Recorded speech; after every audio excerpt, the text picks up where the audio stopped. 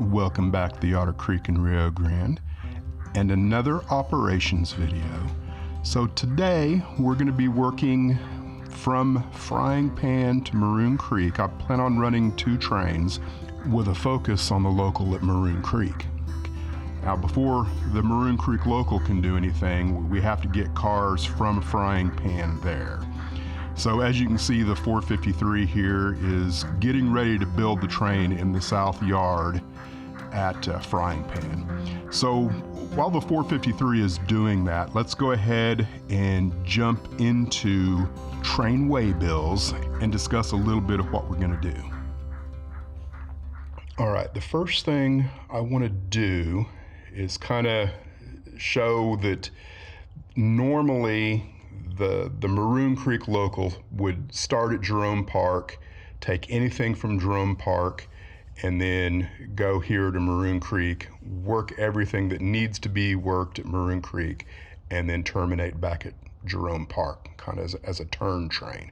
Now, if we go in to Jerome Park, we can see I've got no cars whatsoever in Jerome Park. So there's nothing that local needs to do at the moment. So it's waiting on cars to come from a different location, which in this case is Frying Pan. Now, one of the things that I'm still kind of working through the program, which is train way bills. I really enjoy this. It's great for my own purposes as a solo operator. Might not meet a large club's requirements for operations or someone that's wanting a little more detail in what it is they're doing, but for me it's perfect and I really enjoy it. So we're taking cars from Frying Pan to Maroon Creek. So there's one car here in Frying Pan that needs to be picked up. The way bill's been processed and it needs to go to Idaho Springs. That's going west, we're going east, so we're not going to mess with that at all. But one of the things I want to look at first off is the cars that are going specifically east and or Maroon Creek. And on my layout, that's pretty much track 4 and 5. So if we look here on track 4, I don't know if you can see it right here, we've got this car that's going to Katy Grain. We've got a car that's going to the Muckawonga Mill. We've got this one that's going to Katy Grain, another Katy Grain. Looks like we got 4 or 5 going to Katy Grain. We got 1 going to McCarville Bulk Oil. And then we finally got 1 going to the Two Nubs, and we got this one over here, which is a baggage car that's supposed to haul more refined ore, but I'm not going to do that one today. I'm going to leave it there. But you can see that these cars are not currently in any kind of order that you might want to switch them in, right? Because you've got this car here, a 1267, which is in between car 3000 and 814, which are both going to the same place, but this one's not. So one of the things that I'm trying to experiment with, I want to go back to Maroon Creek. Actually, I don't want to even go there. I want to look at all of the tracks that I have. These are my spur tracks. So if we go to Maroon Creek, you can see that I've got a number in front of the track. So number 1 is the Muckawonga, number 2 is Katy Grain, 3, 4, 5, 6, 7. These are all of my spur tracks that have that number in front.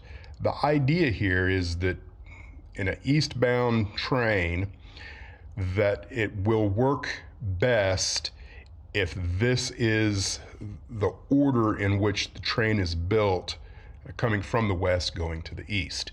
So that's kind of what I'm trying to do. I'm not 100% sure that this works every time, but then you could see that if you're coming from the east going west, you might want to build the train 7, 6, 5, 4, 3, 2, 1, if that makes sense. So now if we go back to our map and we go to Frying Pan,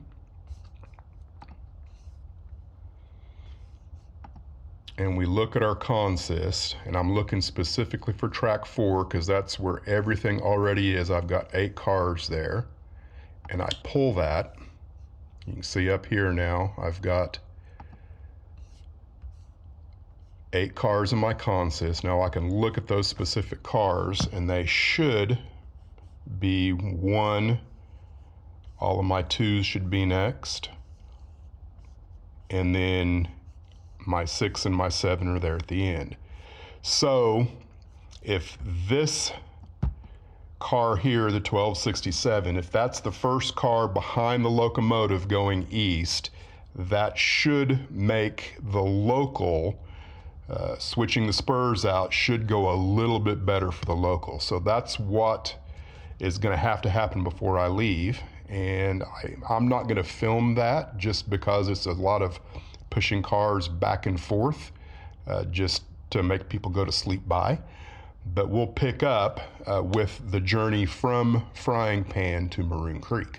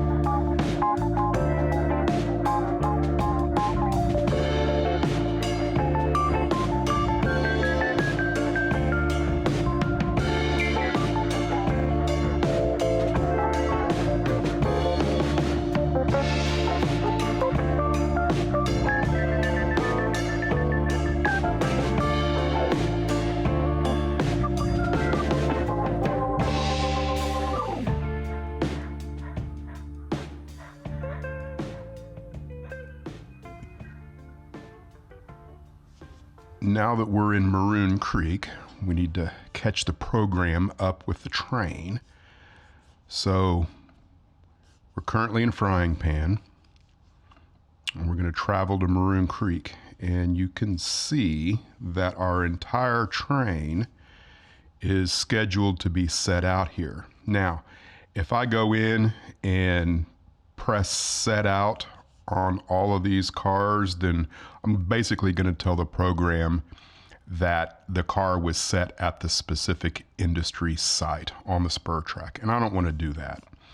So what I'm going to do, I'm going to come in here to consist location, and you can see here's our consist. It's got our 8 cars, and I'm going to get a list of where I want it to go. I'm going to put this on track 3, which is inbound for Jerome Park and Maroon Creek. There we go. So now you can see up here in the right hand corner I now have 0 cars. But the 453 does have cars to pick up here. So my choices are track 1, which is outbound going east, track 2, which is outbound west, and then of course we also can see track 3 here where we just dumped our 8 cars. So we're going east, and we should have 6 cars there. Let's go ahead and take a look at them just for safety purposes and make sure that they are the cars that we're wanting to look at. So track 1 outbound east is going to Malta. There's 1 going to Cloud, 2, 3, 4 going to Cloud, and then it looks like everything else is track 2. Is that right? 1, 2, 3. Yep, 6 cars. All right, so we'll go back here, go to our consist. We're going to pull that consist, and the 453 will get headed that way.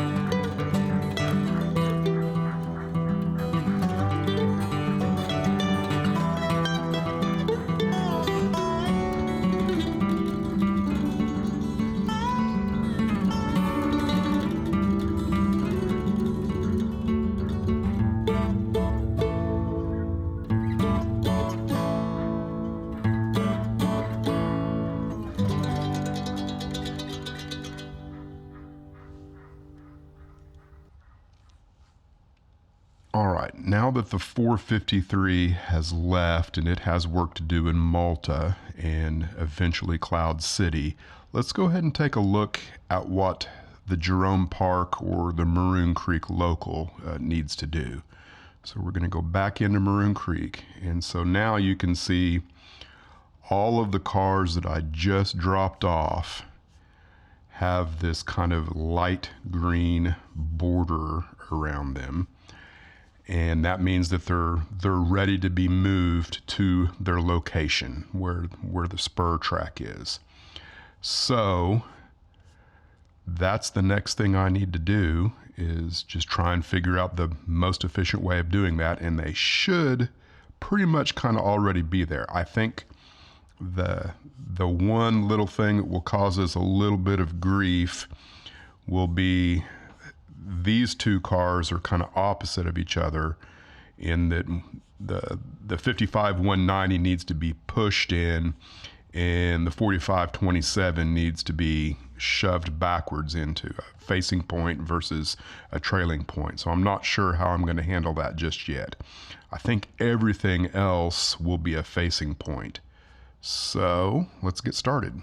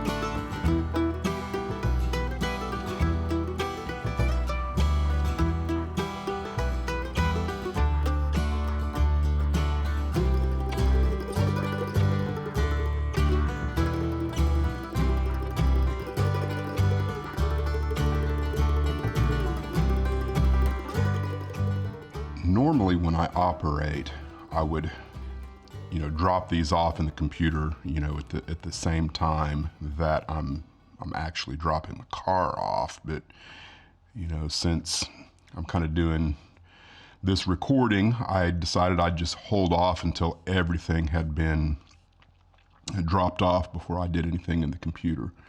So here we are in Maroon Creek, and this is everything that I just did.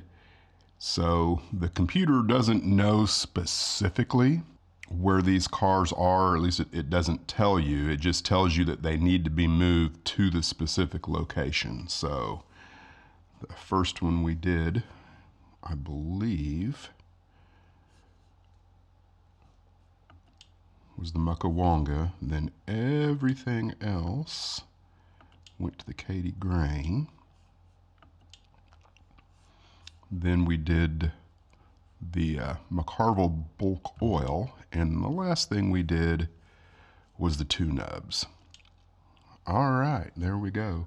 So that's it for this operations video.